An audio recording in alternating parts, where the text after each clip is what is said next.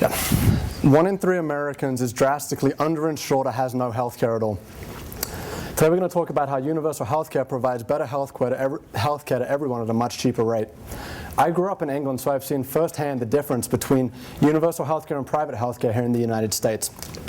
First, we're going to take a look at the BYU student health care plan. Then we'll overview the current United States healthcare system in general. And finally, we'll debunk some of the myths that people have about universal health care. As a precursor, the BYU student health plan is good enough that you do not qualify as one of the 1 in 3 Americans that does not have health care. However, when we'll take a look at it, you'll see that any medical research that has come since 1986 can be refused by the healthcare provider. Deseret Mutual has the right to refuse any medical improvements in the last 22 years. Interestingly though, we're young, we're students, we think we're immortal, we don't think we're going to get seriously sick. Something that a lot of people at BYU hope to experience during their time here is the privilege of having a baby. CostHelper.com found that it costs between $6,000 to $8,000 to have a child and $10,000 to $12,000 for a C-section. The BYU plan makes you pay 20% if you make it to a pre-approved facility, but makes you pay 50% if you cannot make it to an IHC hospital in time. That means that if you're lucky, you're going to pay about $500 to $2,500 for a child. However, if something goes wrong and you have a lot of medical problems that come along with the pregnancy and the birth, your medical bills can range upwards of $2 million. I strongly doubt that any of us as students are capable right now of paying a $400,000 medical bill merely for the privilege of having a child. Interesting though, as we move from there, now we'll move on to the US system in general, which is actually a lot worse than that provided by BYU. The United States is ranked 41st in the world in infant mortality rate. It's a common statistic used to measure the quality of health in a country. That puts us behind many of the other first world countries, all of which use universal health care.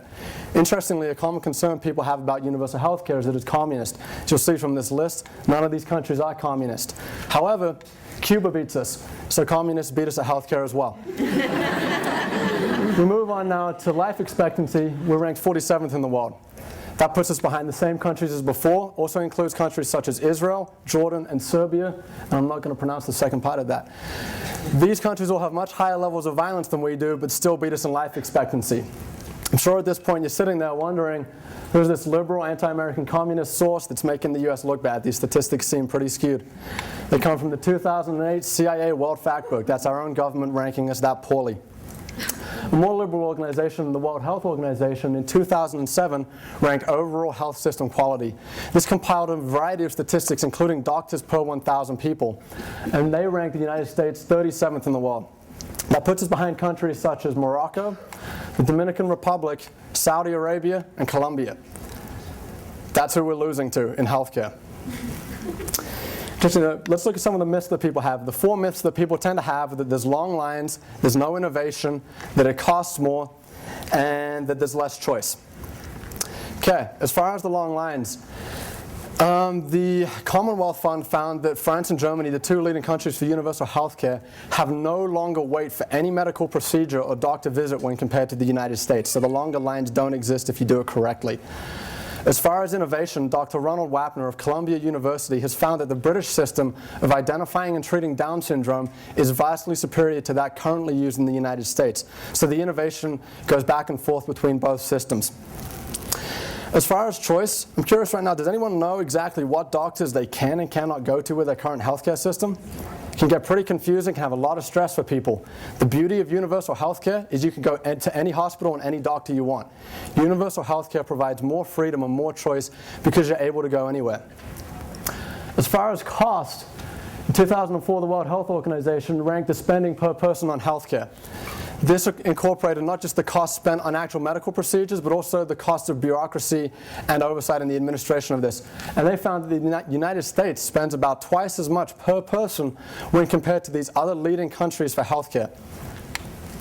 So right now I want you to look to the person to your left and the person to your right. I want you to realize that statistically speaking, 1 out of the 3 of you is not going to have enough healthcare to live a decent life. Like I said, universal healthcare is that window to providing much better healthcare opportunities. We live in the United States. This is the greatest country in the world. What do you think about the United States? We just got over the Olympics. We did really well. How mad would people have been if the US had finished 37th in the medal count? People would have been furious. But when it's healthcare and when people die, somehow that's acceptable. So I challenge each of you to become more informed about universal healthcare, to talk to your friends about it so that we can debunk the myths and actually get a healthcare system that provides people with the quality of life that we deserve in a great country like ours. Thank you.